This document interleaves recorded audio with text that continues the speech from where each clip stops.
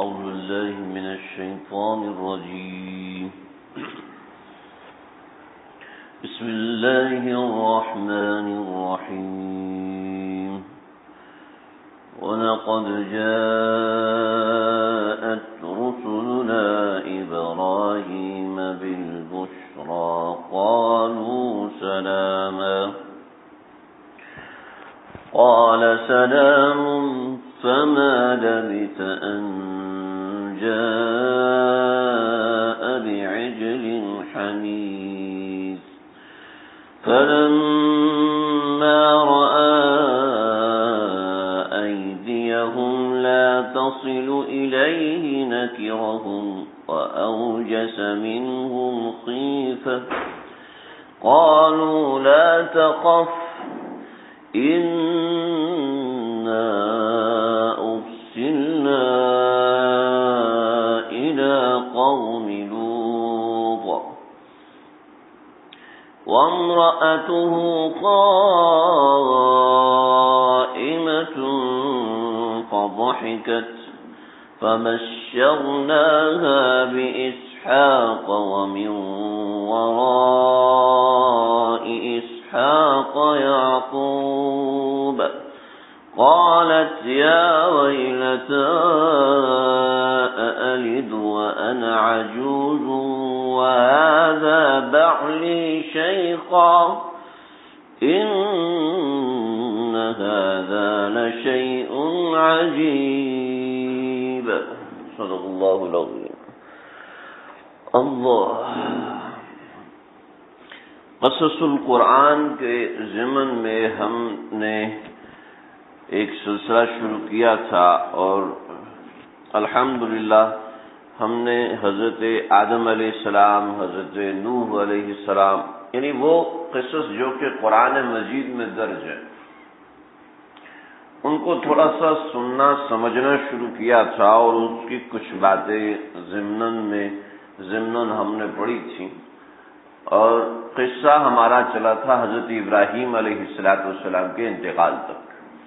حضرت ابراہیم علیہ السلام وہ جلیل القدر اور وہ عظیم الشان نبی ہیں کہ جن کے بعد اللہ نے نبوت کا سلسلہ اگر جاری رکھا تو حضرت ابراہیم علیہ السلام کی اولاد میں سے رکھا، لیکن حضرت ابراہیم علیہ السلام کے زمانے کے اندر ایک نبی ہیں جو کہ حضرت ابراہیم علیہ السلام ہی کے بھتیجے ہیں۔ اس کے بعد وہ ہیں حضرت لوط علیہ السلام۔ آج ہم انشاءاللہ اس کا ذکر پڑھیں۔ بہت ہی سمجھ والا، بہت ہی عبرتناک واقعہ ہے حضرت لوط علیہ السلام کی قوم کا، حضرت لوط علیہ السلام کا، کہ ان کا ذکر اللہ رب العزت نے قرآن مجید میں کئی مقامات پہ کیا ہے۔ ان کی قوم کیا کرتی تھی اور اس قوم کی بہت سی مناسبتیں آج کے زمانے میں پائی جاتی ہیں، حتیٰ کہ وہ قومیں جن کے اوپر اللہ نے عذاب نازل کیا ان ساری قوموں کی اکثر مناسبتیں اور اکثر کمیاں اور اکثر گناہ آج اس امت کے اندر پائے جاتے ہیں۔ اگر اللہ کے نبی کی دعا نہ ہوتی اور آج اس زمانے میں نیک لوگ نہ ہوتے تو شاید اس قوم کے ساتھ بھی یہی ہوتا۔ اللہ ہم سب کی حفاظت فرمائے۔ اگر قوموں کے قصوں کو آپ تفصیل کے ساتھ سمجھیں تو آپ کو یقیناً وہ سب چیزیں نظر آئیں گی جو آج کل ہمارے زمانے میں ہو رہا ہے۔ اللہ رب العزت ہماری حفاظت فرمائے، ہمارے ملک کی، ہماری قوموں کی حفاظت فرمائے، مسلمانوں کی حفاظت فرمائے۔ حضرت ابراہیم علیہ السلام سے ہی آگے نسل چلی تھی۔ حضرت شعیب علیہ السلام جو آئے ہیں، حضرت یعقوب علیہ السلام آئے ہیں، حضرت یوسف علیہ السلام آئے ہیں۔ اب دعا کیجئے، مجھے اگر اجازت ہوئی تو میں آپ کو یہ سب چیز بڑی اہم اور بڑی دلچسپ ہے کہ میں آپ کو کسی اچھے طریقے سے یا ملٹی میڈیا کے ذریعے سے دکھا سکوں کہ یہ قومیں کس جگہ پر آباد تھیں، تاکہ ہم اس کی ریئلٹی میں دیکھ سکیں کہ واقعتاً آج وہ علاقے ہیں جس جگہوں پر انبیاء علیہ السلام تشریف لائے تھے اور انبیاء علیہ السلام کی قبور آج کس جگہ موجود ہیں، اور ان کا بڑا تعلق ہے ہمارے دین کے ساتھ۔ یہ ایسی فضول باتیں نہیں ہیں۔ اصل میں ہم لوگ جو دین میں رکھتے ہیں تو کہتے ہیں صرف جی بات ہونی چاہیے تو صرف تبلیغ کی بات ہونی چاہیے، اور جی صرف بات ہونی چاہیے تو جی صرف اصلاح کی بات ہونی چاہیے، اصل بات تو یہ کہ بات ہونی چاہیے تو قرآن کی بات ہونی چاہیے. اب چاہے تبلیغ کی بات ہو، چاہے حدیث کی بات ہو، چاہے اصلاح کی بات ہو، چاہے خانقاہ کی بات ہو، چاہے مدرسے کی بات ہو، ہر بات قرآن سے ہونی چاہیے. اس لیے کہ ان ھذا القرآن یہدی للتی ہی اقوام، اللہ نے فرمایا اسی قرآن کے ذریعے سے ہدایت ملتی ہے اقوام کو. تو جو شخص کسی گناہ کا علاج چاہتا ہے تو وہ اگر موافق بالقرآن ہوگا، قرآن کے موافق ہوگا تو ہی بات اس کی سمجھ میں آئے گی، تو ہی اس کا مستقل فائدہ ہوگا. ورنہ ایک دن عمل کرے گا 4 دن چھوڑ دے گا، پھر ایک دن عمل کرے گا 4 دن چھوڑ دے گا، اور یہ سمجھے گا کہ میری تو اصلاح ہو ہی نہیں سکتی، میں تو سیدھے رستے آ ہی نہیں سکتا. تو یہ بات ہے. تو ذرا سمجھیں، اللہ نے قرآن کے اندر یہ جو چیزیں رکھی ہیں، آپ اس طرف سے چلے جائیں افغانستان، نہیں معذرت، ایران سے آگے کراس کرتے جائیں تو آگے آئے گا مصر، اور مصر سے اگر اوپر کی طرف جاتے ہیں تو اس طرف آتا ہے فلسطین، بیت المقدس. فلسطین پورا ملک ہے. فلسطین کا بیت المقدس سے 35 کلومیٹر کے فاصلے پر ہے حبرون کا شہر. حبرون وہ شہر ہے جہاں پر حضرت ابراہیم علیہ السلام رہے ہیں. حضرت ابراہیم علیہ السلام ہجرت کر کے یہاں پر آئے ہیں. ایران کے پاس کا جو علاقہ ہے بائبل، اور میں نے اس میں بڑی تفصیل سے بتا دیا تھا، بابل، وہاں سے حضرت ابراہیم چلے ہیں، اور پورا سفر میں نے آپ کے سامنے ذکر کیا تھا حضرت ابراہیم علیہ السلام کا. اور یہاں پر بیت المقدس ہیں، پھر بیت المقدس سے مصر چلے گئے. تو مصر سے حضرت ابراہیم واپس بیت المقدس آئے ہیں، اور حضرت لوط علیہ السلام بیت المقدس نہیں گئے بلکہ اس طرف آگے جو کہ آج کل اس وقت جو ہے وہ قریہ صدوم کہلاتا تھا. یہ قریہ صدوم کے علاقے میں، جو کہ آج کل اردن کہلاتا ہے، اردن کا علاقہ، تو اردن کے علاقے میں قریہ صدوم ہے. اگر آپ بیت المقدس سے نیچے کی طرف آئیں، ہمارے پاکستان کے میپ کے اندر اگر آپ قریہ صدوم سے بیت المقدس سے نیچے کی طرف آئیں تو الحبرون آتا ہے. الحبرون سے مزید نیچے کی طرف آئیں تو یہ اردن آتا ہے. یہ اردن کے علاقے میں 4 بستیاں تھیں، جن میں 3 کا نام آج موجود ہے، لیکن 3 میں سے ایک بستی پہ اس زمانے میں عذاب نہیں آیا، 4 بستیوں پہ عذاب آیا، ایک صدوم اور ایک عامورہ. بقیہ 2 بستیوں کے نام پتہ نہیں ہے، یا پتہ نہیں واللہ علم وجود تھا یا نہیں. ہر بستی 1 لاکھ کی تھی، یعنی 4 لاکھ کی بستی تھی، یا پھر چاروں بستیاں 4 لاکھ کی تھیں. تو یہ مختلف اقوال ہیں. تو حضرت ابراہیم علیہ السلام کی زندگی ساری بیت المقدس میں کٹی ہے، بیت المقدس میں گزری، جو آج موجودہ فلسطین ہے. بیت المقدس سے 35 کلومیٹر کے فاصلے پر ہے الحبرون. آج بھی الحبرون کے نام صحیح ہے، حبرون کے نام سے پہلے الحبرون تھا.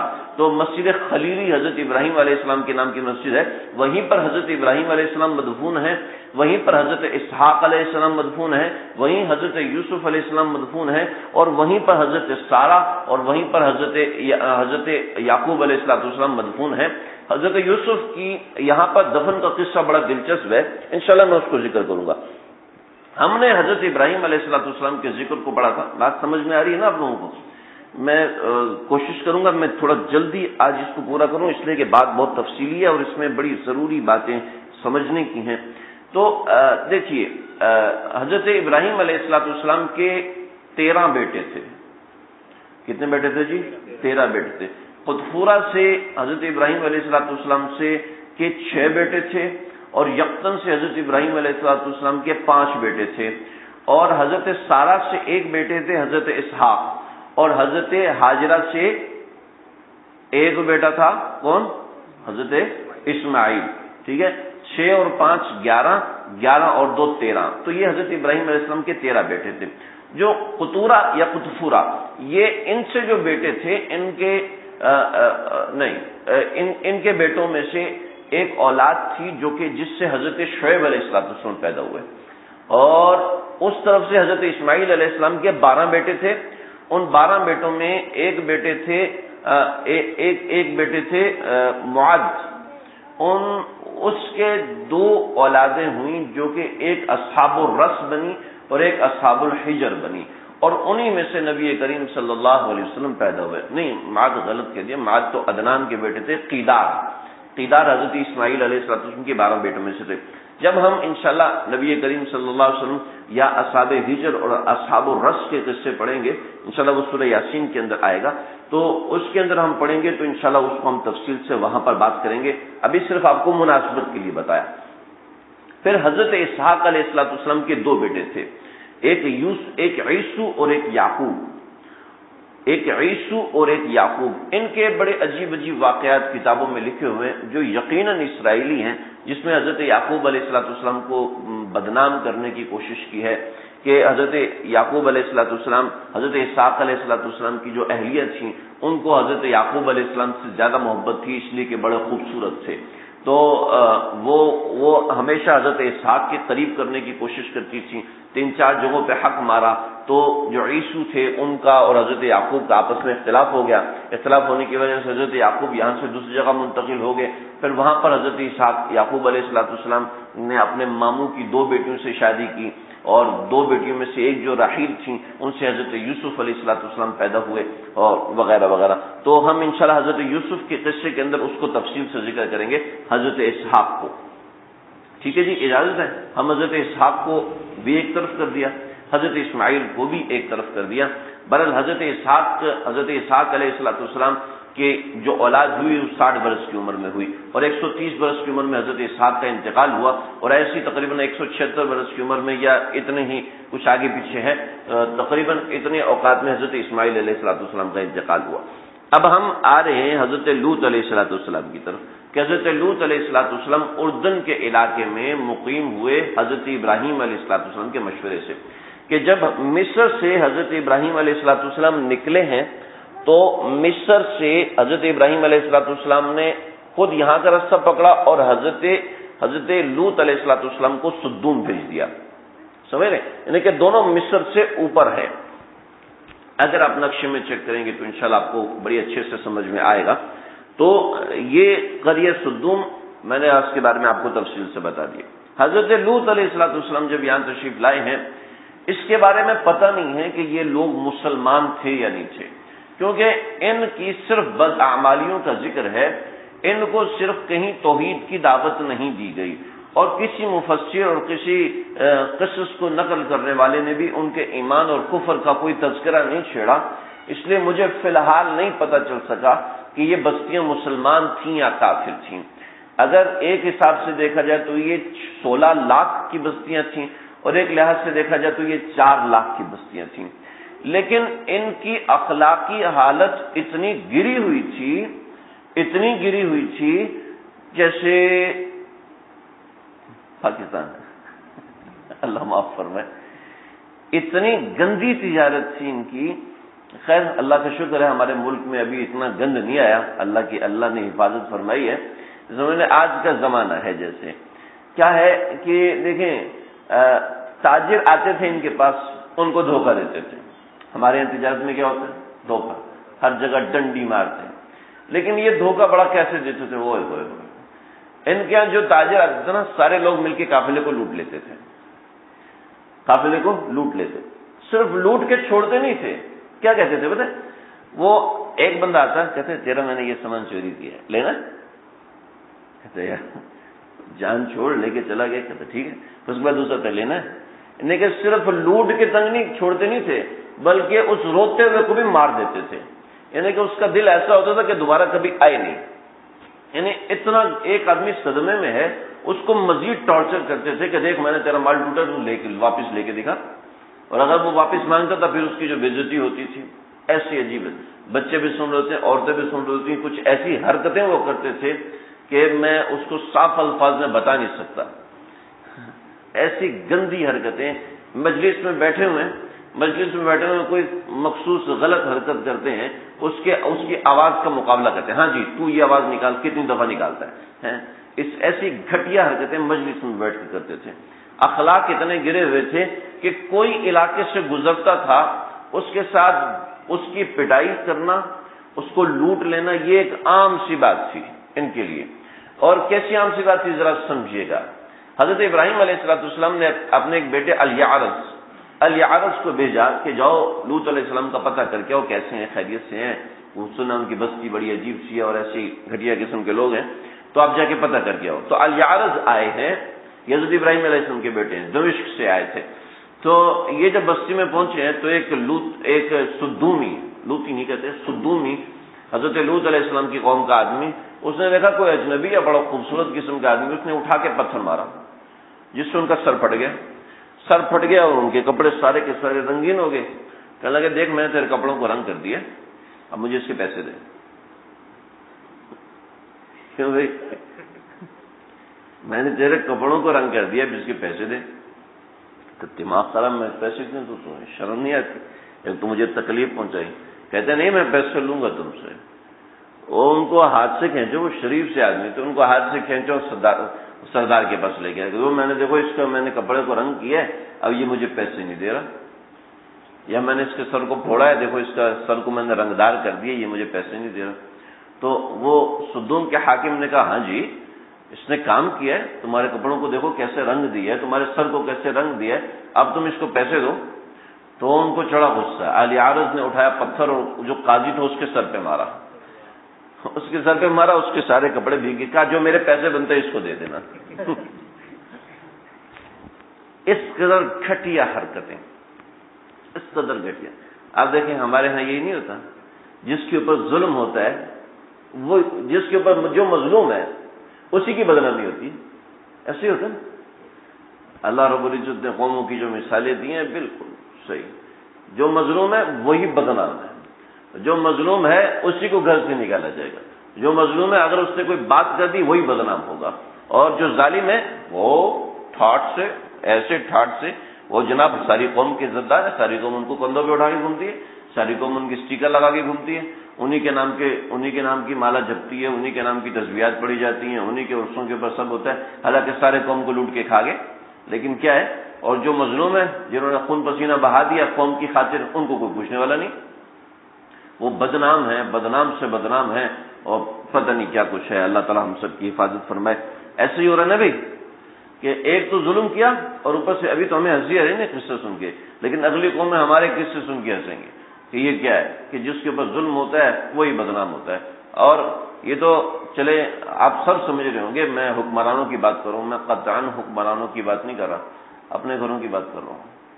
بہو آتی ہے سارا کام کرتی ہے، رات کے وقت ساس اپنے بیٹے کے کان بھرتی ہے، دیکھیے تو یہ کام اس نے صحیح نہیں کیا، یہ کام اس نے صحیح نہیں کیا، یہ والا کام ایسے کرتے، میری بیٹی ہوتی تو ویسے کرتی تھی، ایسے کرتی، ایک تو بھی اس نے کر کے دیا بہو نے، اوپر سے آپ کیڑے نکال رہی ہیں، اور کیڑے مل نہیں رہے تو ڈال رہی ہیں، اگر کرتی ہے کیسے منہ بنا کے کر رہی تھی، اگر نہیں کرتی سیٹ بن کے آئی ہوئی، سمجھتی ہم اس کے لیے نوکر رکھیں گے، نواب زادی ہے شاید، اپنے گھر میں نخرے ہوں گے، اس گھر میں نخرے نہیں، سمجھا دینا اس کو، ایک تو بیچاری کام کر رہی ہے اوپر سے گھر میں بدنام بھی ہو رہی، ایسے ہی ہوتا ہے نا، یہ دوست سچ بتانا، اس لیے آپ لوگ نہیں بتایا نا کہ گھر میں کوئی گڑبڑ نہ ہے۔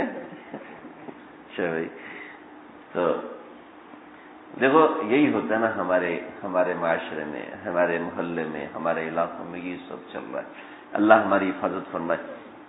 ہاں وہ قوم اسپیسیفائڈ ہے، اللہ رب العزت نے بیان کر دیا تو ہم سمجھتے ہیں اسی قوم کا قصہ ہے، ہم سب کے قصے ہیں۔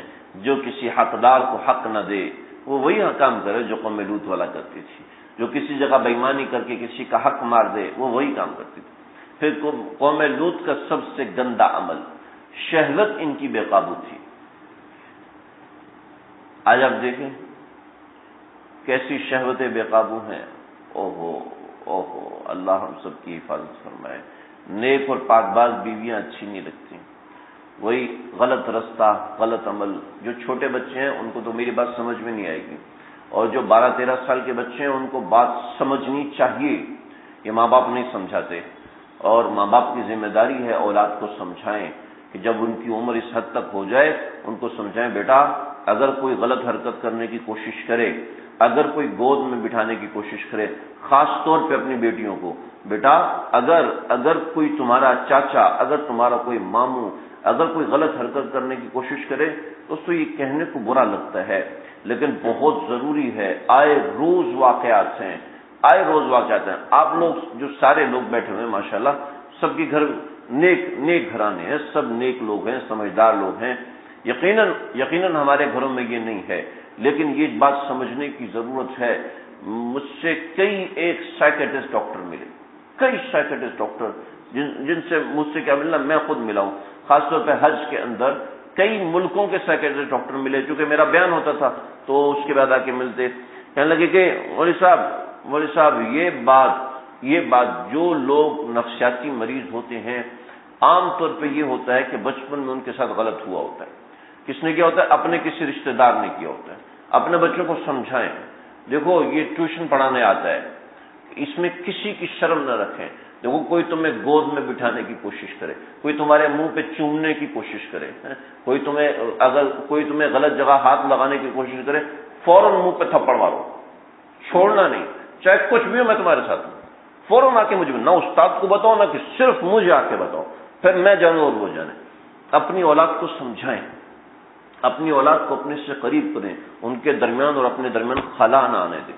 جو بچے اپنی اولاد کے درمیان اور اپنے درمیان خلا آنے دیتے ہیں بڑا نقصان ہوتا ہے. ایک صاحب بوڑھے آئے اور بہت روئے، یقین کیجئے وہ رو رہے تھے نا، میرا دل تڑپ رہا تھا.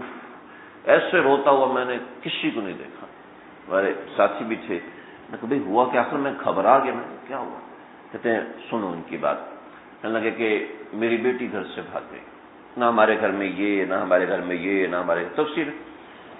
میں نے کہا صرف ان سے ایک بات، میں نے کہا آپ اپنی بچی سے بات کتنی کرتے تھے؟ میں کیا، مجھے تو موقع نہیں ملتا تھا. میں نے کہا آپ کی بیوی، وہ تو فون پہ لگی ہوتی تھی. تو ظاہری بات ہے آپ کی بیٹی بھی تو کسی کے ساتھ فون پہ لگے گی نا، اس کو تو پیار چاہیے، اس کو محبت چاہیے، اس کو توجہ چاہیے. اور دوسرے لوگ توجہ دیتے ہیں غلط حرکت کرنے کے لیے دیتے ہیں، بہت غلط حرکت کرنے کے لیے دیتے ہیں عام طور پر. اور کیا ہے، موبائل فون شہوت کا غلط استعمال ہوتا ہے، انٹرنیٹ شہوت کا غلط استعمال ہوتا ہے. قوم لوط بھی وہی کرتی تھی، شہوت کا غلط استعمال.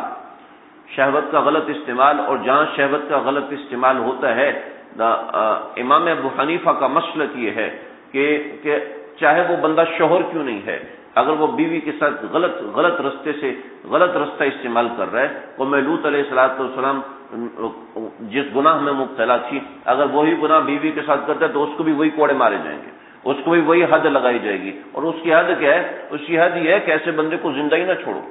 ایسے بندے کو یا تو اوپر سے پتھر مار کے رجم کرو، یا سب کے سامنے رجم کرو، یا اس کو دوڑا کے مارو. یہ اتنا شدید اور اتنا بڑا گناہ ہے، اتنا تکلیف دہ عمل ہے کہ اللہ رب العزت نے ایسے لوگوں پر 5 عذاب اور بعض روایتوں کے مطابق 7 عذاب نازل فرمائے. شہوت کا غلط استعمال، غلط محل میں استعمال، غلط جگہ پہ استعمال. اور جو شہوت بھڑکانے والے آلات ہیں ان چیزوں کا اتنا استعمال عام ہو چکا ہے کہ انتہائی شریف لوگ، صف اول کے لوگ، حضرت شیخ الاسلام مفتی تقی عثمانی صاحب فرماتے ہیں صف اول کے لوگ اس میں مبتلا ہیں. اور جو مسجد میں نہیں آنے والے، جو دین میں نہیں جڑنے والے، آپ خود سوچیں کہ وہ کیسے غلط استعمال کرتے ہوں گے. چنانچہ حضرت لوط علیہ السلام کی قوم اس گندے فعل میں مبتلا تھی کہ شہوت کا غلط استعمال تھا. دیکھو اللہ نے انسان میں عارضہ رکھا ہے. ایک بات یاد رکھنا، اپنی اولاد کو جیسے ہی وہ بلوغت کی عمر میں جائے کسی کے ساتھ منسوب کر دو، منگنی کر دو، نسبت کر دو. جہاں کہیں مناسب رشتہ ملے اول وہلے میں منسوب کر دو، اس لیے تاکہ اس کا ذہن ایک طرف ڈائیورٹ ہو جائے، ورنہ اس کا ذہن کبھی ادھر جائے گا کبھی ادھر جائے گا. اس لیے کہ اللہ نے ایک چیز کی طلب رکھی ہے انسان کے مزاج کے اندر. اب وہ چیز جب پوری نہیں ہوتی تو نقصان ہوتا ہے. خاص طور پر وہ مرد حضرات جن کی بیویاں انتقال کر جاتی ہیں، وہ کہتے ہیں جی اب میرے بچے ہیں میں کہاں سے کروں. اور وہ عورتیں جن کے شوہر کا انتقال ہو جاتا ہے اور ان میں حاجت ہے تو ان کو شرم نہیں کرنی چاہیے، ورنہ کیا ہوتا ہے، ورنہ نتیجہ غلط ہوتا ہے. عام طور پر نتیجہ غلط ہوتا ہے. جو شریعت کے سامنے اپنی عقل لڑاتا ہے یقین کریں نقصان ہوتا ہے. تو بھائی ذہن کو شہوت کہیں غلط استعمال ہوتی ہے، اس کا اتنا بڑا نقصان ہے کہ اتنا عذاب اللہ نے کسی قوم پہ نازل نہیں فرمایا. اللہ نے کسی قوم پہ زلزلہ نازل فرمایا، آپ حضرات نے سن لیا. کسی قوم پہ ہوا نازل فرمائی، آپ لوگوں نے سن لیا، کسی قوم پر چیخ نازل فرمائی، ابھی آپ لوگ آگے سنیں گے، اصحاب الرس کے قصے میں سنیں گے، کسی قوم کے اوپر اللہ رب العزت نے سیلاب نازل فرمایا، قوم لوط کے اوپر یہ سارے عذاب بھی نازل ہوئے، اس سے بڑھ کے بھی عذاب نازل ہوئے، اس سے بڑھ کے 2 عذاب اور نازل ہوئے قوم لوط کے اوپر، اس لیے کہ شہوت کا غلط استعمال تھا۔ گیزم چل رہا ہے ہمارے ملکوں، ہمارے کراچی کے اندر چل رہا ہے گیزم، اور باقاعدہ بڑے پیمانے پر حکومتی سرپرستی میں چل رہا ہے، ہمارے ملک میں چل رہا ہے۔ اللہ ہماری قوم کی حفاظت فرمائے۔ اسی طریقے سے لڑکیوں کا غلط استعمال کرنا، لڑکیوں کا لڑکیوں کے ساتھ مبتلا ہونا، لڑکوں کا لڑکوں کے ساتھ مبتلا ہونا اس قدر سنگین گناہ ہے کہ اللہ کو اس چیز پہ اتنا غصہ ہے کہ جانور بھی ایسی غلطی نہیں کرتا جو انسان کر رہے ہیں آج کے زمانے میں۔ اللہ ہم سب کی حفاظت فرمائے۔ تو دوستو، شہوت کو غلط رستے سے استعمال کرنا، یہ قوم لوط نے سب سے پہلے یہ عمل کیا تھا، یہ صدونیت تھی، یہ ان کی ایسا گندا عمل تھا کہ اللہ رب العزت شدید ناراض ہیں، اور اس کے عذاب کو اللہ نے دوسرے طریقے سے ذکر کیا۔ میں ڈائریکٹ اس چیز پہ آؤں گا کہ کیا کیا حالات تھے۔ حضرت ابراہیم علیہ السلام سے یہ قصہ شروع ہوتا ہے، وَلَقَدْ جَاءَتْ رُسُلُنَا إِبْرَاهِيمَ بِالْبُشْرَى۔ ابراہیم علیہ السلام کے پاس ہمارے پیغمبر آئے، یعنی فرشتے آئے بشارت لے کر، قالوا سلاما، انہوں نے کہا سلام ہو آپ پر، قال سلام، انہوں نے بھی سلام کا سلام سے جواب دیا۔ پھر آگے وہی واقعہ میں نے آپ کو سنایا تھا، تو انہوں نے حضرت ابراہیم علیہ السلام کو بشارت دی۔ جب کہتے فلما ذهب عن ابراہیم الرعو، حضرت ابراہیم سے جب ڈر ختم ہوا کہ وہ کھانا نہیں کھا رہے تھے، میں نے پچھلی دفعہ سنایا تھا، حضرت یجادلنا فی قوم لوط، کہ حضرت ابراہیم علیہ السلام نے قوم لوط کے بارے میں جھگڑا کیا، انا ارسلنا الی قوم لوط، کہاں پر ہے جی، انا ارسلنا الی قوم لوط قالوا لا تخف انا ارسلنا الی قوم لوط، ہمیں قوم لوط کی طرف بھیجا گیا۔ 3 فرشتے آئے جی، حضرت جبریل آئے، حضرت میکائیل آئے اور حضرت اسرافیل آئے۔ یہ 3 فرشتے آئے ہیں۔ حضرت ابراہیم علیہ السلام نے کھانا پیش کیا، انہوں نے نہیں کھایا، کہا بھی کیوں نہیں کھا رہے، کہا ہم اللہ کے فرشتے ہیں، ہمیں اللہ نے قوم لوط کی طرف بھیجا ہے۔ کہ جی کیا کرنے آئے ہو؟ کہ جی ہم قوم لوط پر عذاب نازل کرنے آئے۔ تو یجادلنا فی قوم لوط، اور ان ابراہیم لحلیم اواہ منیب، حضرت ابراہیم بڑے نرم دل کے تھے۔ کیا لڑائی کی؟ فرشتوں سے لڑائی کی۔ کہنے لگے جی آپ قریہ صدوم پر عذاب نازل کرنے جا رہے ہیں؟ کہ جی کرنے جا رہے ہیں۔ کہا آپ یہ بتاؤ کسی بستی میں 300 مسلمان ہو، کیا اس پر عذاب نازل ہوتا ہے؟ کہا نہیں جی بالکل نہیں ہوتا۔ کہا بھی کسی میں 200 مسلمان ہو تو؟ کہا نہیں۔ پھر کہا 100، پھر کہا 40، پھر کہا 16، پھر کہا 1۔ طویل بات ہے، سمجھ میں آ گئی آپ کو؟ جی جب 1 بھی ہوتا ہے تو اللہ عذاب نازل نہیں فرماتے؟ کہ جی نہیں فرماتے۔ کہا وہاں تو حضرت لوط علیہ السلام موجود ہیں، تو پھر عذاب کیسے؟ تو کہنے لگے کہ یا ابراہیم اعرض عن ھذا، آپ اس کو چھوڑتے ہیں، انہ قد جاء امر ربک، اللہ کا حکم آ چکا ہے، ہمیں پتہ ہے کہ ہم نے کیا کرنا ہے، ہم جانتے ہیں۔ جب حضرت ابراہیم علیہ السلام نے دیکھا کہ اللہ کا عذاب انہم آتیہم عذاب غیر مردود، کہ ان کے اوپر عذاب جو ہے وہ واپس نہیں لوٹے گا۔ اب دیکھیں حضرت ابراہیم کو پتہ ہے اس قوم کا، لیکن حضرت ابراہیم کتنے مہربان کہ کسی طرح ان پر عذاب نازل نہ ہو۔ یہ پتہ ہے کہ حضرت لوط علیہ السلام کو وہاں سے تو نکال ہی دیں گے، لیکن پھر بھی جھگڑا کر رہے ہیں کہ شاید میرا معارضہ کرنے سے کہیں ان کے اوپر عذاب رک جائے۔ انبیاء ہمیشہ اپنی قوموں پر مہربان ہوتے ہیں، یہ تو حضرت ابراہیم ہیں، ہمارے آقا صلی اللہ علیہ وسلم اپنی امت پہ کیسے مہربان ہوں گے کہ اس وقت بھی ہم نماز میں پڑھتے ہیں اللہم صلی علی محمد، اللہم بارک علی محمد، اللہم صلی علی محمد، اور پھر ہم دعا پڑھتے ہیں، اور ہم دعا میں اللہ کے نبی کا واسطہ ڈالتے ہیں، اور ہم جو دن میں 100 مرتبہ 200 مرتبہ جب بھی درود و سلام پڑھتے ہیں تو ہمارے نام سے وہ درود و سلام آقا کے حضور پیش کیا جاتا ہے۔ حضرت ابراہیم اپنی دوسری قوم کے ساتھ اتنے مہربان اور شفیق ہیں، تو ہمارے آقا اپنی قوم کے ساتھ کیسے ہوں گے، اور میرے اور آپ کے ساتھ کیسے ہوں گے؟ دوستو ہمارا رابطہ کرنے کی دیر ہوتی ہے۔ چنانچہ حضرت لوط علیہ السلام نے اپنی قوم کو بہت سمجھایا، ان سب چیزوں سے روکا تو وہ اس قوم کا بڑا لمبا مناظرہ ہے. وہ کہنے لگے کہ یہ دیکھو یہ پاک صاف لوگ ہیں، یہ پاک صاف لوگ، ہم تو ناپاک لوگ ہیں، ہمیں کرنے دو، ہم تو ناپاک لوگ ہیں، اگر آپ سچے ہیں تو اللہ کی طرف سے عذاب لے آئیے. چنانچہ یہ سارے وہی جو دوسری قوموں نے اپنے انبیاء کے ساتھ کیا، میں اس کی طرف دوبارہ نہیں جانا چاہتا. چنانچہ یہ فرشتے حضرت ابراہیم علیہ السلام کے پاس سے نکلے اور حضرت لوط علیہ السلام کی بستی قریہ سدوم ہے یا عامورہ ہے اور 2 اور بستیاں، ان 4 بستیوں کی طرف پہنچے، باہر تھے. تو حضرت لوط علیہ السلام کی بیٹیاں، 2 بیٹیاں تھیں حضرت لوط علیہ السلام کی، اور یہ دونوں ایمان لے کے آئی تھیں، اور صرف یہ 2 تھیں جو حضرت لوط پر ایمان لے کر آئی تھیں. باقی حضرت لوط علیہ السلام کی اہلیہ محترمہ اہلیہ بھی حضرت لوط علیہ السلام پر ایمان لے کر نہیں آئی تھی. چنانچہ یہ ان دونوں نے دیکھا کہ 3 بڑے خوبصورت ترین نوجوان ہیں اور تینوں بستی کے باہر کھڑے ہوئے ہیں، دن کا وقت ہے. تو انہوں نے کہا کہ ہم اس بستی میں رکنا چاہتے ہیں اور ہم کچھ مسافر ہیں، ہم آرام کرنا چاہتے ہیں، تو ہمیں کوئی آرام کی جگہ دے دو گی؟ تو ان بچیوں نے کہا کہ آپ رکیے. یہ دوڑ کے گئیں. حضرت لوط علیہ السلام کھیت میں تھے، کچھ کام کر رہے تھے، تو وہ پہنچے اور کہا کہ ہم نے 3 نوجوان دیکھے ہیں، انہیں ایسے خوبصورت کے جیسے ہم نے کبھی دیکھے ہی نہیں ہے، تو آپ برائے مہربانی ان کو لے کر آئے. اب قوم نے حضرت لوط علیہ السلام پہ پابندی لگائی تھی کہ تم بڑے دعوت دیتے ہو، اب تم ہمارے راستے میں رکاوٹ ہو. یاد رکھو کہ تمہارا کوئی بھی مہمان تمہارے گھر میں نہیں رکے گا، جو بھی مہمان رکے گا ہمارے گھر میں رکے گا. تمہارے پاس اگر رکا تو پھر ہم چھوڑیں گے نہیں. یعنی وہ اپنا غلط مقصد اس سے پورا کرنا چاہتے تھے. چنانچہ حضرت لوط علیہ السلام دوڑے وہاں سے اور بستی سے باہر پہنچے، شہر سے باہر پہنچے، اور ہر زمانے میں شہر کے باہر ایک دیوار بنائی جاتی تھی، غالباً وہ دیوار تھی. تو حضرت لوط علیہ السلام وہاں پہنچے اور دیکھا کہ 3 نوجوان ہیں اور بڑے خوبصورت ہیں. تو حضرت لوط علیہ السلام نے ان کو سمجھانا شروع کیا، اور سمجھاتے سمجھاتے ایک بڑی اہم بات کی کہ یہ بہت ہی، خدا کی قسم، یہ بہت ہی گھٹیا اور رذیل قوم ہے، تم لوگ رات یہاں نہ گزارو.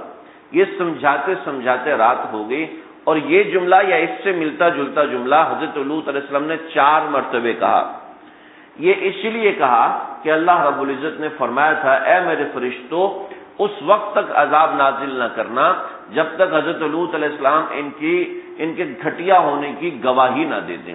اور گواہی عام طور پر 4 مرتبے ہوتی ہے، لہذا 4 مرتبے حضرت لوط علیہ السلام کی زبان سے نکلوایا. اب رات کا وقت ہوا تو حضرت لوط علیہ السلام چھپتے چھپاتے ان کو اپنے گھر کی طرف لے جانے لگے، اور راستے میں بھی روکتے کہ کاش کہ کسی طریقے سے یہ رات ہمارے پاس نہ گزارے، رات کو یہاں سے یہ ہٹ جائیں. لیکن وہ تو فرشتے تھے. چنانچہ وہ حضرت لوط علیہ السلام کے گھر پہنچے اور حضرت لوط علیہ السلام نے اندر سے دروازہ بند کر لیا. لیکن حضرت لوط علیہ السلام کی جو بیوی تھی اس نے جا کے قوم والوں کو بتا دیا کہ ایسے ایسے نوجوان آئے ہیں. چنانچہ بستی والوں نے حضرت لوط علیہ السلام کے گھر پہ حملہ کر دیا. بعض روایتوں میں ہے کہ حضرت لوط علیہ السلام کا گھر ایک پہاڑی کے اوپر تھا. اب اس کو اللہ رب العزت نے قرآن مجید میں ذکر ولما جاءت رسلنا لوطا، جب ہمارے فرشتے لوط علیہ السلام کے پاس آئے، سیء بہم، ان کو برا لگا، وضاق بہم ذرعا، اور ان کا سینہ جو ہے وہ تنگ ہونے لگا، وقال هذا یوم عصیب، کہنے لگے بڑا مشکل دن ہے، بڑا ہی مشکل دن ہے. وجاءه قومه، ان کی قوم آئے، یہرعون الیہ، یہرعون شہوت سے بھرے ہوئے، پھاگتے ہوئے، سر پہ پاؤں رکھے ہوئے، یعنی ایسے آئے کہ اب ہم نہیں چھوڑیں گے. من قبل كانوا يعملوا السيئات، اس سے پہلے بھی وہ گندے کام کرتے تھے. تو آ کے انہوں نے دروازہ پیٹنا، لوط تمہیں کہا تھا یہ اور وہ. تو حضرت لوط علیہ السلام نے دروازہ نہیں کھولا، دروازہ بند، اور بند دروازے سے کہنے لگے هؤلاء ضيفي قال يا قوم هؤلاء بناتي هن اطهر لكم، یہ جو تمہارے گھر میں بیویاں ہیں، یہ میری بیٹی ہیں، یہ تمہارے لیے زیادہ پاکیزہ ہیں، تم مردوں کی طرف مت آؤ، انہیں غلط راستے کی طرف نہیں آؤ.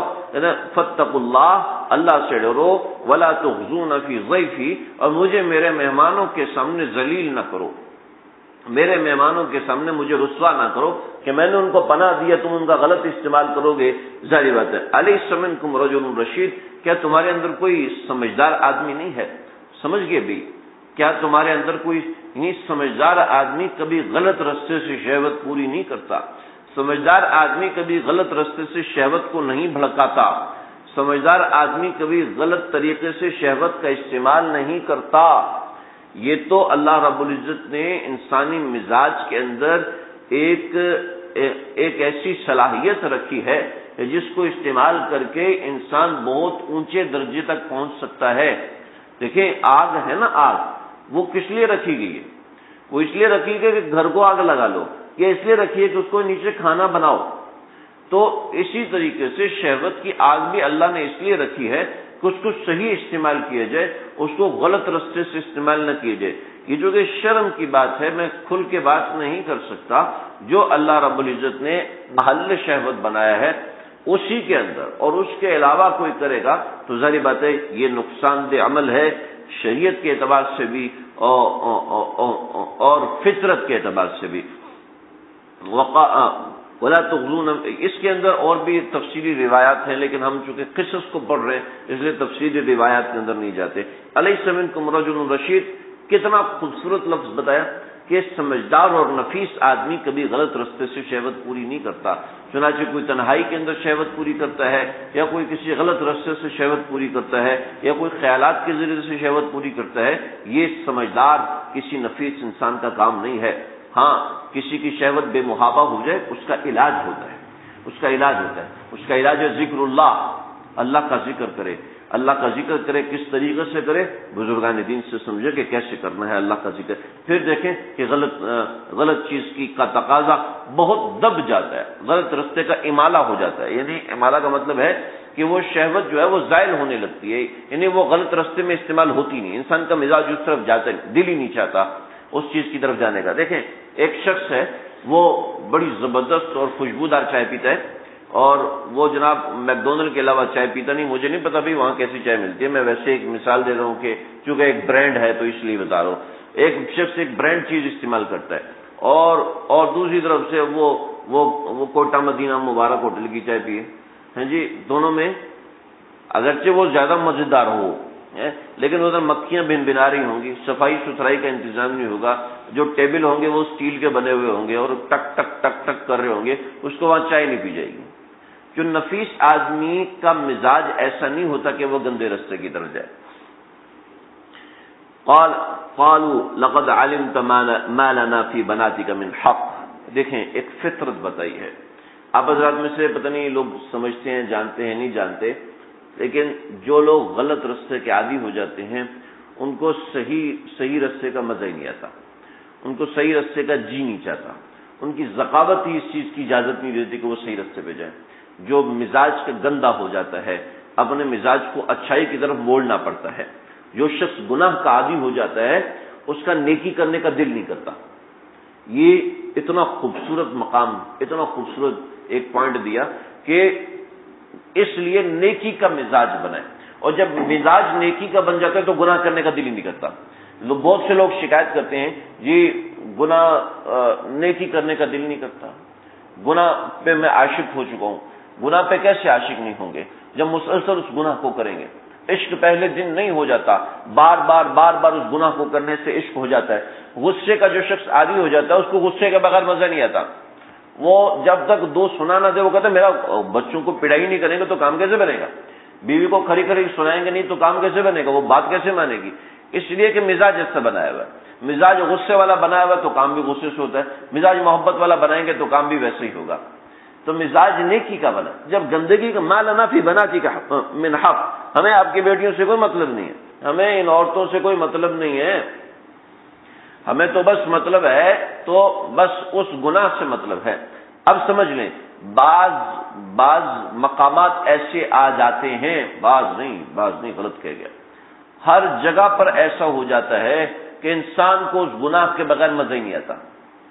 وہ کہتے ہیں جی اب فائدہ نہیں کچھ ہوا، اس لیے کہ اس نے اپنی لذت کو گناہ کے ساتھ جوڑ دیا، اپنی لذت کو وہاں سے موڑے، نیکی کے ساتھ جوڑے، صحیح رستے کی طرف جوڑے، خود بخود آنا شروع ہو جائے گی. نیکی کے اندر مزہ نہیں آتا، اور بعض لوگ ایسے ہیں ان کو گناہ کے اندر مزہ نہیں آتا، گناہ کر کے بے چین ہو جاتے ہیں، پریشان ہو جاتے ہیں۔ ایسے لوگ میں نے دیکھے ہیں جو گناہ تو کر لیا لیکن اس کے بعد ایسا تڑپے کہ مجھے ترس آ گیا تو اللہ کو کیسی محبت آ رہی ہوگی کہ مجھے ترس آنا کہ بھائی بس کرو۔ لیکن ظاہر بات ہے اس کے دل کی بڑھاس سے نکلنی چاہیے، جو ایک مقام اس کو مل چکا تھا نیکی کرنے کی وجہ سے، اب وہ زائل ہو گیا تو اس کو تکلیف ہو رہی ہے، تو وہ اب روئے گا نہیں تو اس مقام تک پہنچے گا نہیں، اللہ سے گڑ گڑائے گا نہیں تو اس مقام تک نہیں پہنچے گا۔ ایک دو لوگ سو رہے ہیں، چلو آپ کو قصہ سناتا ہوں، جگاؤں؟ چلو یار، خوش باتیں چل رہی ہیں شاید۔ ایک بزرگ تھے، ان کے پاس کچھ لوگ آئے، انہوں نے بزرگ نے ان سے قرضہ لیا ہوا تھا۔ اب سارے کہہ رہے جی پیسے واپس کرو، بزرگ بنے پھرتے ہیں پیسے واپس کرو۔ کہا یار ہے ہی نہیں میرے پاس۔ کہا نہیں آپ کو واپس کرنے پڑیں گے۔ کہا نہیں جی بیٹھ جاؤ دیکھتے ہیں۔ کہا جب تک پیسے دیں گے نہیں ہم جائیں گے نہیں۔ کہا آپ کے لیے کیا مسئلہ ہے؟ آپ اب ایک مرید کو اشارہ کریں وہ سب کچھ واپس کر دے گا۔ کہا میں کیوں کروں اشارہ؟ ٹھیک ہے جی۔ ایک آیا لڑکا چنے بیچ رہا تھا، چھوٹا بچہ، ایسے ہی ہے، چھوٹا سا بچہ چنے بیچ رہا تھا۔ اس نے کہا بیٹا سب کو چنے کھلاؤ۔ سب نے چنے کھائے۔ چنے کھانے کے بعد کہا پیسے؟ کہا پیسے تو کوئی نہیں ہے۔ کہا میرے پیسے لیں؟ کہا یہ سارے پیسے لینے بیٹھے تو بھی بیٹھ جا۔ اب بچہ تو بچہ ہوتا وہ رونا شروع ہو گیا اور رویا جناب، چیخا میرے پیسے نہیں، پیسے تو بیٹا ہے ہی نہیں میرے پاس، میں کہاں سے دوں گا؟ تو ایک رئیس اوپر سے گزرا، کہا آپ بزرگ ہیں یہ کیا ہے؟ کہا یہ سارا مسئلہ ہے۔ کہا حضرت آپ کبھی اشارہ تو دیں، بتائیں تو صحیح۔ سب کے پیسے ادا کیے لیکن سب بیٹھے رہے۔ کہا حضرت ہمیں سمجھ میں نہیں آئی، ہم سمجھ نہیں سکے کہ آپ نے پہلے مقروض تھے، بچے کو بلا کے آپ نے اور قرضہ چڑھا لیا، اور بچوں پہ تو ظاہر بات آپ ظلم نہیں کرتے نا، تو آپ کو جب پتہ ہے پیسے ہیں ہی نہیں تو آپ نے بچے کو کیوں بلایا ہے؟ کہنے لگے بھئی بات یہ ہے کہ سارے منگتے تو بیٹھے ہوئے تھے لیکن رونے والا کوئی نہیں تھا۔ اللہ کو صرف منگتا نہیں چاہیے، اللہ کو رونے والا منگتا چاہیے، تو رونے والا منگتا تھا نہیں، تم لوگ تو رونے سے رہے، اب یہ بچہ تو لازمی روئے گا لہٰذا میں نے اس کو کیا، تم دیکھ لو باقی سارا کام ہو گیا۔ تو دیکھو مزاج اپنا نیکی والا بنا لیں، بس نیکی والا مزاج بنائیں، اس کے بعد دیکھیں گناہ کرنے سے جی کترائے گا، اور اگر گناہ خدا نہ خاصہ صادر ہو گیا تو پھر دیکھیے ہوتا کیا ہے۔ جو اللہ دل میں ایک متاع عطا فرماتے، ایک نعمت عطا فرماتے نا، وہ تو بادشاہوں کو بھی سمجھ میں نہیں آتی، بادشاہوں کو تخت و تاج کے اندر بھی سمجھ میں نہیں آتی، شاہوں کے سروں میں تاج گراں سے درد سا اکثر رہتا ہے، پر اہل صفا کے سینوں میں ایک نور کا دریا بہتا ہے۔ جو نیکی کا مزاج بنا لیتے ہیں وہ نیکی کے راستے پہ ایسا چلتے ہیں، لیکن جو گناہ کا مزاج بنا لیتے ہیں وہ کسی متبادل پہ نہیں آتے۔ یہ دیکھیں تو حضرت لوط علیہ السلام بڑے پریشان ہوئے، کہا لو ان لی بکم قوہ، ہائے کاش میرے پاس قوت ہوتی، او آوا الی رکن شدید، یا میرے پاس کوئی مضبوط سہارا ہوتا، یعنی میرے خاندان میں کوئی ایسا مضبوط بندہ ہوتا جو میری حفاظت کرتا۔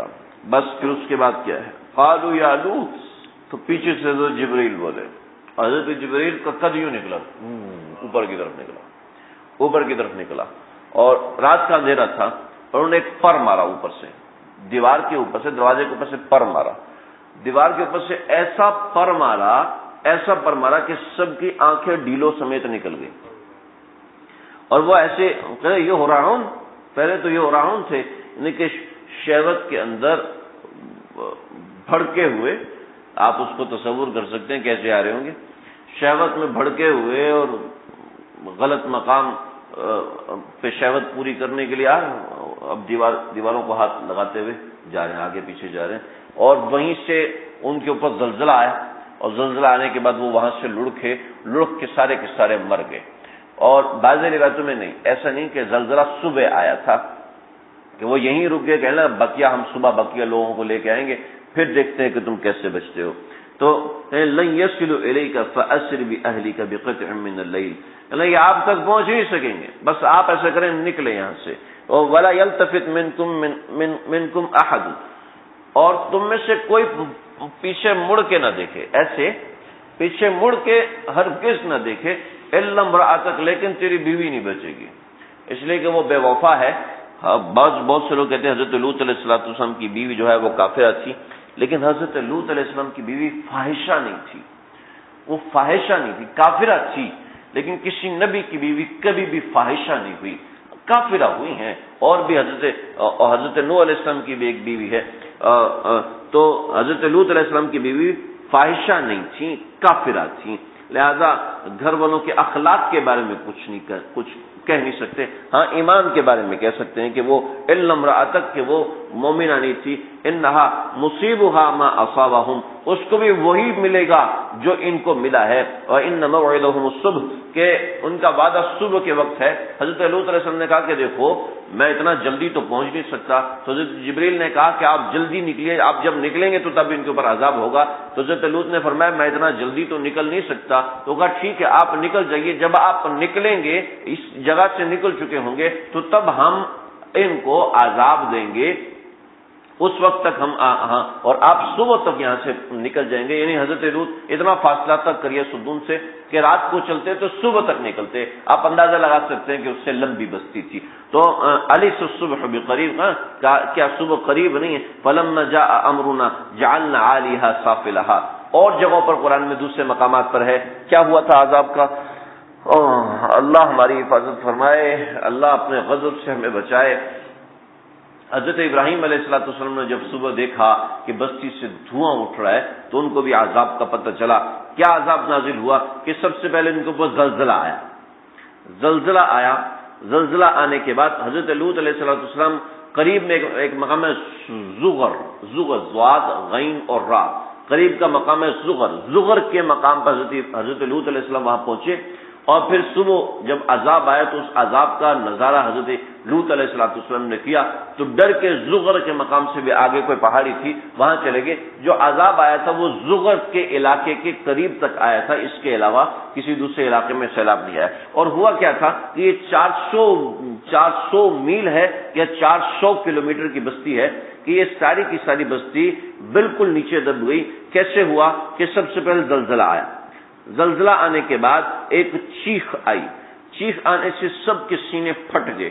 اس کے بعد پھر اللہ رب العزت نے ان کو اٹھایا، اٹھانے کے بعد حضرت جبریل علیہ السلام نے ایک پر سے اٹھایا، اور پر سے اٹھانے کے بعد یہ مرے نہیں ہیں، یہ جنرل سینہ پھٹنے سے مرے نہیں ہیں، یہ تڑپ رہے ہیں، اسی تڑپ کے اوپر یہ اوپر گئے ہیں۔ آپ ذرا تصور کیجئے کہ جب ہوائی جہاز اوپر جاتا ہے تو اوپر ڈگری سینٹی گریڈ کتنا ہوتا ہے؟ -75 -57 ہے نا، اتنا ہوتا ہے۔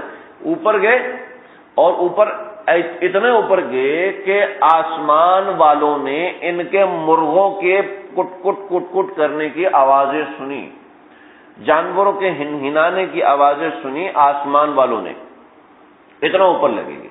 اور پھر اٹھا کے ان کو نیچے پٹکا تو جعلنا عالیہا سافلہا، تو ان کو اوپر جو ہے وہ نیچے کر دیا، اور پھر وَأَمْطَرْنَا عَلَيْهِمْ حِجَارَةً مِّن سِجِّيلٍ مَّنضُودٍ مُّصَوَّمَةٍ، یہ تین چیزیں کہ 3 قسم کے پتھر، ایک پتھر میں 3 چیزیں تھی، سجیل بھی تھے یعنی وہ ایسے پتھر جو ٹھیکری والا پتھر ہوتا ہے جس سے ہمارا گھڑا بنا ہوا ہے، وہ پتھر ایسے نہیں کہ لگا کے چوٹ مارتا ہے، بلکہ وہ ایسا ہے کہ وہ جسم کو اندر سے کاٹ کے گزر جاتا ہے۔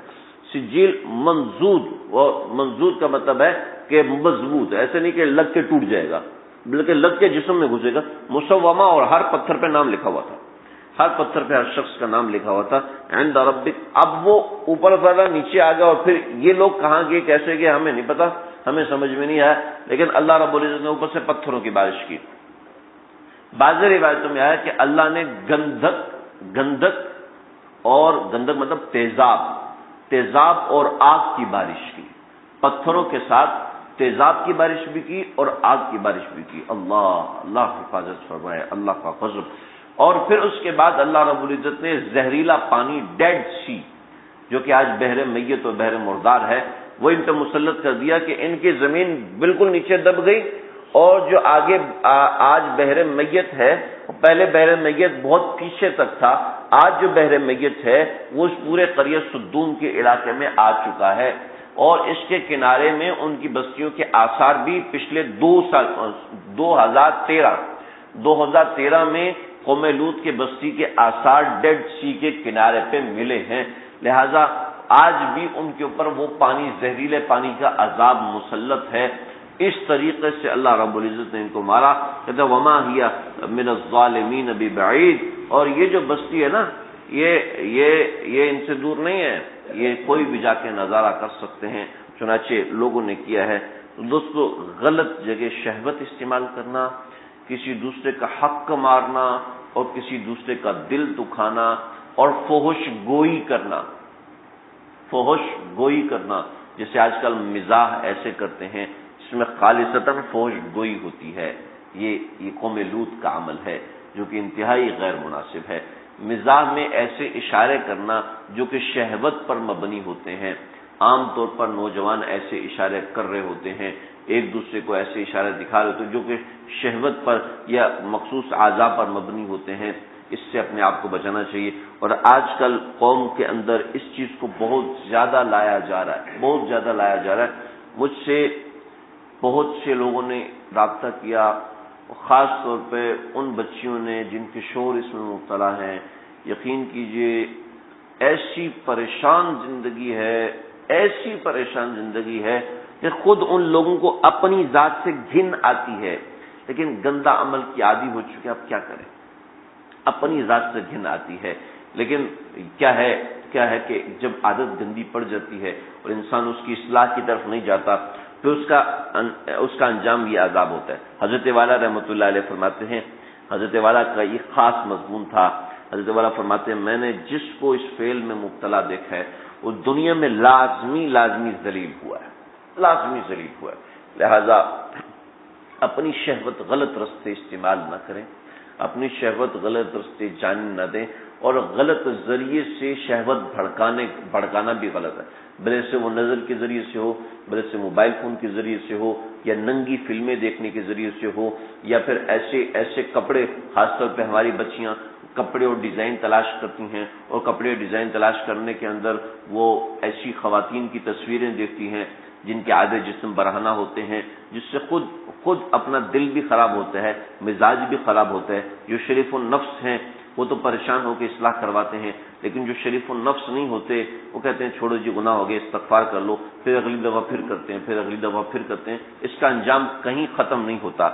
شیخ الاسلام حضرت مفتی تقی عثمانی صاحب دامت برکاتہم فرماتے ہیں کہ یہ فعل کب ہوتا ہے؟ یہ فعل اس وقت ہوتا ہے جب انسان گناہ کر کے بے چین ہو چکا ہوتا ہے، وہ سمجھ رہا ہوتا ہے کہ میں تسلی کروں، لیکن وہ گناہ کر کے بے چین ہوتا ہے تو نیا طریقہ گناہ کرنے کا ڈھونڈتا ہے، میں شہوت کس طریقے سے پوری کروں، چنانچہ وہ نئے الفاظ تلاش کرتا ہے۔ اور میں نے اپنے ایک دوست، ہمارے ساتھی عمرے پہ گئے، میں نے ان سے عرض کیا کہ بھئی آپ نے وہاں پہ کیا کیا نا، مجھے ذرا بتاؤ۔ مجھے کہنے لگے جی تم تو اللہ رب العزت نے توفیق دی ہے، جس کو عمرے وغیرہ حج پہ جانا ہوتا ہے تو مجھ سے مشورہ کر لیتے ہیں، تو سمجھ لے اس حوالے سے میرا نام دیا جاتا ہے تو میرے پاس لوگ آ جاتے ہیں، تو وہ اللہ کا شکر ہے، مجھے سمجھانے کی توفیق ہوتی تو لوگ پھر آ کے بتاتے ہیں تو بہت سا تجربہ بھی ہوتا ہے، ورنہ مجھے تو اتنا کوئی تجربہ نہیں ہے۔ تو میں نے اس سے کہا جی کیا ہو، تو مجھے کہنے لگے جی تم سب کو سمجھاتے ہو، میں کیا تمہیں سناؤں۔ میں نے کہا دیکھو بہت سے لوگوں نے بتایا فیس بک استعمال کرتے ہیں اور اسی طرح کے لنکس استعمال کرتے ہیں، واٹس ایپ پہ گروپنگ ہوتی ہے، تو وہ کہتے ہیں جی ہم نے یہ مووی دیکھی، اس کا لنک بھیجتے ہیں، ہوتے نا ایسے، ہوتے ہیں نا، صحیح کہہ رہا ہوں یا غلط کہہ رہا ہوں، مجھے پتہ نہیں ہے، انہوں نے بھی میری تصدیق کی تھی، میں آپ کو بتا رہا ہوں کہ لوگ گروپس میں لنکس بھیجتے ہیں کہ یہ دیکھو ہم نے یہ دیکھی، ہم نے دیکھی۔ وہ کیوں بھیجتے ہیں؟ خود سرچ کر لینا کیوں بھیجتے ہیں۔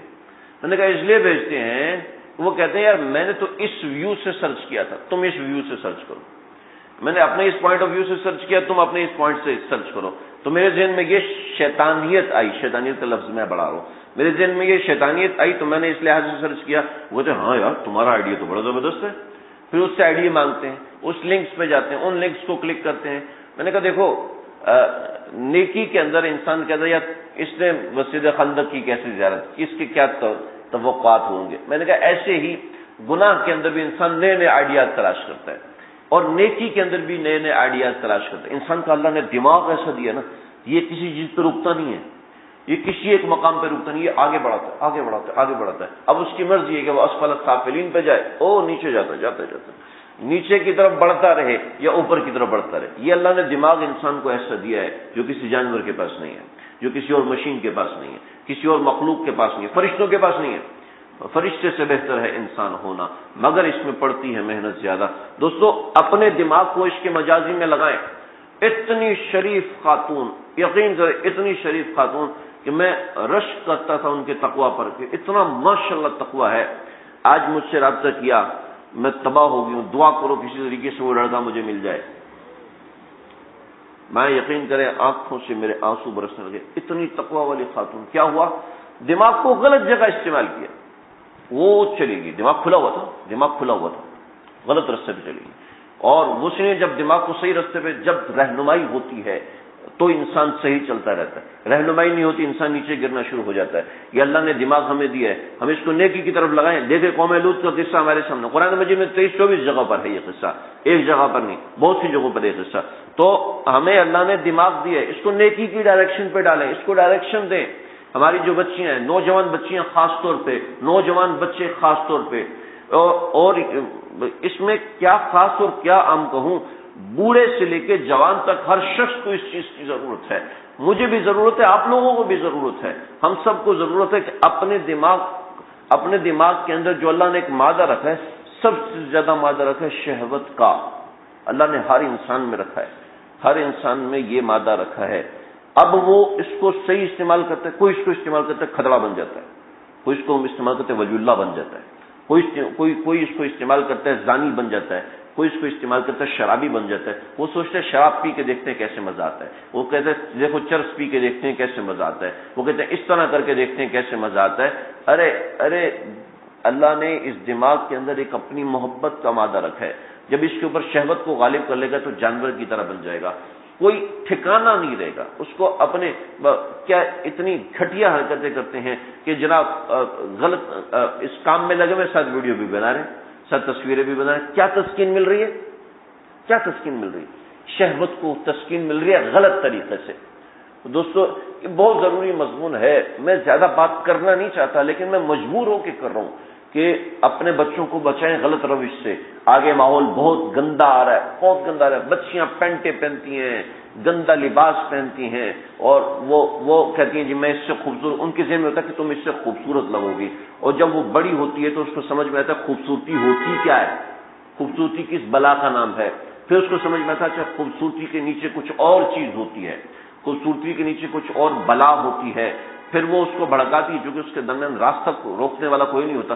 پھر اس کو وہ چاہتی ہے مجھ سے کوئی محبت کرنے والا ہو، پھر وہ لڑکا چاہتا ہے مجھ سے کوئی محبت کرنے والا ہو، پھر وہ کہتے ہیں میرے اس جذبے کو کوئی تسکین دینے والا ہو. پھر وہ کہتی ہے کہ میری خواہشات کے مطابق کوئی شخص ملے. کوئی ساتھی ہے میں نے ایک ڈریم بنایا ہوا ہے، اس ڈریم کے مطابق کوئی انسان مجھے ملنا چاہیے جو میری تعریف کرے. وہ چونکہ آدھا وقت تو آئینے کے سامنے گزارتی ہے تو شہوت بھڑک چکی ہوتی ہے، نظر نہیں آ رہا ہوتا، لیکن وہ چاہتی ہے کہ کوئی میری تسکین کرے. تسکین کرے مطلب میری تعریف کرے، مجھے کہ تم تو ایسی لگتی ہو، تم فلاں ایکٹریس جیسی لگ رہی ہو، تمہاری یہ چیز ایسی ہے، تمہاری وہ چیز ایسی ہے، تمہارے کپڑے ایسے. پھر کپڑوں کے سے اتر کے وہ نیچے کی طرف جاتی ہے. اللہ حفاظت فرمائے. اس طریقے سے بچیاں خراب ہوتی ہیں، اس طریقے سے لڑکے خراب ہوتے ہیں، برباد ہو جاتے ہیں، ایک دوسرے کو کبھی معاف نہیں کرتے. اور آج کل اتنا دماغ خراب کیا ہے، کہتے ہیں منہ کالا کر لو، کوئی بات نہیں، لائف میں سب کچھ چلتا ہے، زندگی میں سب کچھ چلتا ہے. یعنی یہ ایسی چیز تھی کہ پاکستان کے قیام کے وقت بچیوں نے اپنے کپڑوں کو آگ لگا کے کنویں میں چھلانگ لگا دی. نہیں میری عزت پہ کوئی ہاتھ ڈال نہیں سکتا، میرے چہرے پہ کوئی غلط نظر. ہلاکو خان نے جب بغداد پہ حملہ کیا تو اس نے جو بغداد کی شہزادی تھی اس کے حسن کے چرچے ساری دنیا میں تھے، لیکن اس کو کسی نے دیکھا نہیں تھا. تو ہلاکو خان کے پاس اس نے کہا کہ آج تو میری عزت گئی. اس نے پتہ کیا کیا؟ اللہ ایسی غیرت ہوتی ہے. اس نے اپنی باندی سے کہا کہ ہلاکو خان کو جا کے بتا دو شہزادی بہت عجیب عورت ہے. تو کیا کہا اس کی گردن پہ تلوار چلتی نہیں ہے، تلوار مارو اندر سے گزر جاتی ہے، تلوار گزر جاتی گردن نہیں کٹتی ہے. تو وہ کیسے؟ لے کے آؤ اس کو. بولے گا نہ ڈرو پیاری، تم مجھے تلوار مارو، نیزہ مارو، اندر سے گزر جائے گا، مجھے لگے گا نہیں. پاگل ہے ایسا کر کے دیکھ لے. تلوار ماری، گردن کٹ کے وہ گری. عزت پہنچا دی، گردن چلی جائے عزت میں. آج اس عزت کا دام لگایا خواہش کے ساتھ، سمجھ رہے؟ عزت کا دام ایمان کے ساتھ لگاؤ نا، مومن اپنا ایمان کبھی نہیں چھوڑے گا. آپ میں سے جو یہاں بچیاں خواتین آئی ہوئی ہیں کوئی اپنا ایمان نہیں چھوڑے گا، لیکن اس ایمان کو کھڑا کر دیا انہوں نے خواہش کے مقابلے میں، اور خواہش کو بھڑکا دیا غلط طریقے سے. چنانچہ ہر کوئی چاہتا ہے مجھے کوئی پسند کرے، ہر کوئی چاہتی ہے مجھے کوئی پسند کرے. بھائی حضرت فرماتے ہیں نا، دانت کٹے، ہونٹ کٹا ہوا ہے، دانت نکلے میں، زبان تھوڑی دیر کے بعد باہر نکل دی ہے. باہر نکلا کوئی لڑکی دیکھ کے ہنسی تو کہے گا ہے مجھے دیکھ کے ذریعے، مجھے دیکھ کے دماغ خراب ہوا پڑا ہے. کیوں؟ شہوت بے محابہ ہوئی پڑی. اللہ ہمارے ہم سب کی حفاظت فرمائے. اس قصوں سے اللہ ہمیں عبرت حاصل کرنے کی توفیق عطا فرمائے. اس کے بعد ہم انشاءاللہ بہت ہی زبردست، بہت ہی اہم قصہ حضرت یوسف علیہ السلام کا شروع کریں گے، جس کو اللہ نے احسن القصص فرمایا. کوشش کریں گے کہ ہمارا رمضان سے پہلے یہ قصہ انشاءاللہ مکمل ہو جائے گا. حضرت یوسف علیہ السلام کا قصہ ایسا ہے کہ اس میں ایک جادو ہے. میں نے حضرت سورہ یوسف کا درس دیا، مجھے اس میں ایک جادو ہے، اس میں ایک عجیب سا ردم ہے. اللہ نے اس کو احسن القصص فرمایا، وہ سمجھ میں نہیں آتا. آپ انشاءاللہ سنیں گے تو انشاءاللہ آپ کو سمجھ میں آئے گا. دعا بھی کریں اللہ تعالیٰ توفیق بھی دے، عافیت رکھے. جسے پچھلی مرتبہ ناغہ ہو گیا تو ایسا نہ ہو کہ ایسا کوئی ایسا عارضہ پیش نہ آئے کہ ناغہ ہو. اللہ تعالیٰ سمجھنے کی توفیق عطا فرمائے. بسم اللہ الرحمن الرحیم. اللهم ربنا تقبل منا انك انت السميع العليم وتب علينا انك انت التواب الرحيم. اللہ جی جو کہا ہے سنا ہے، کہنے والا بھی محتاج ہے، سننے والے بھی محتاج ہیں. اللہ ہم سب کی بگڑی بنا دیجیے. اللہ ہم سب کو اپنے پیار کے قابل بنا دے. اللہ ہم سب کو اپنے پیار کے قابل بنا دے. تیرے پاک پیغمبر حضرت لوط علیہ السلام کا ہم نے ذکر پڑھا ہے، تیرے الفاظ میں سنا ہے، کچھ اپنی باتیں ان واقعات کے ساتھ ملا کے پیش کی ہیں. اللہ ہم سب کے دلوں میں اتار دیجیے. اللہ ہم سب کے دلوں میں اتار دیجیے. قلب میں جما دے، قلب میں بسا دے. اے اللہ، اے اللہ، اس قرآن پاک کے درس کی برکت سے ہم سب کی جملہ مقاصد حسنہ پورے فرما دے. آج حضرت لوط علیہ السلام، حضرت اسحاق، حضرت اسماعیل علیہ السلام کا ذکر پڑھا. اے اللہ ان مبارک تیرے مبارک بندوں کا ذکر ہے. اے اللہ ان کی برکت سے ہماری جملہ مشکلات کو دور فرماتے ہیں. اپنے اس قرآن کی برکت سے، ان شخصیات کی برکت سے ہماری تکالیف کو دور فرماتے ہیں. ہمارے جو مریض ہیں اللہ سب کو شفا کلی، شفا کاملہ عاجلہ مستمر عطا فرمائیے. اللہ ہمارے فاروق بھائی کی اہلیہ محترمہ، اے اللہ ان کو صحت کلی دے دے، صحت کاملہ عاجلہ مستمر عطا فرماتے.